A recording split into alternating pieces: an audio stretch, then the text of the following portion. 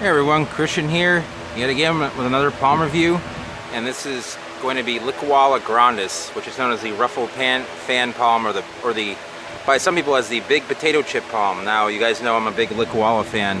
It's my license plate. So this is going to be one of the more common species in the genus, along with Licuala spinosa, and these are a little bit more easily found than say some of the rare varieties. And this is going to be native to Southeast Asia, and mostly in low tropical mountainous areas. So it's going, it is a relatively cold sensitive plant, but what I've noticed is in the freezes that frost or freezes that I have seen, is that if the leaf is already open like this, then it becomes very sensitive. But if you have just a spear, for example, and during a frost, then it's not as big of a deal.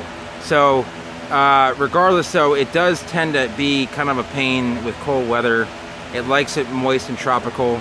It does not grow very fast, however. Licualas in general do not grow very fast at all, and that's they're part of the labor of pain that you deal with Licualas. You can see the younger leaves are kind of like a strap leaf, and the newer leaf you can see is kind of, this one's split a little bit, but then when they get bigger, they have this rounder shape to them.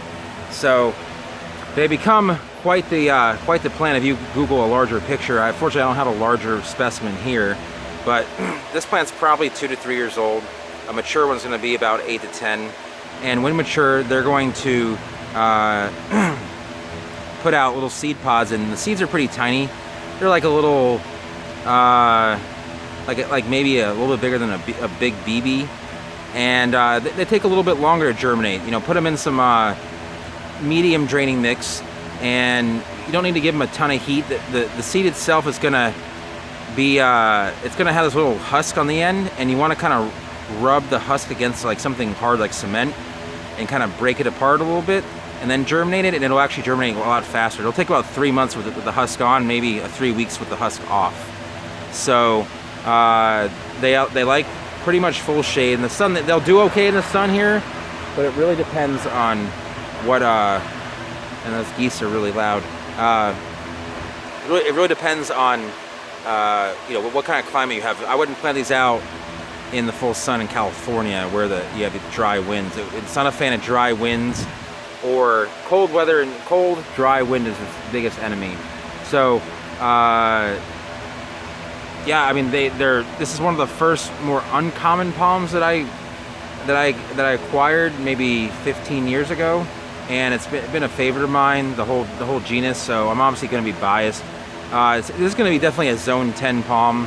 It's not, like I said, it's not a fan of the frost, although there are other species that do very well in the frost, in some frost, other Licualas.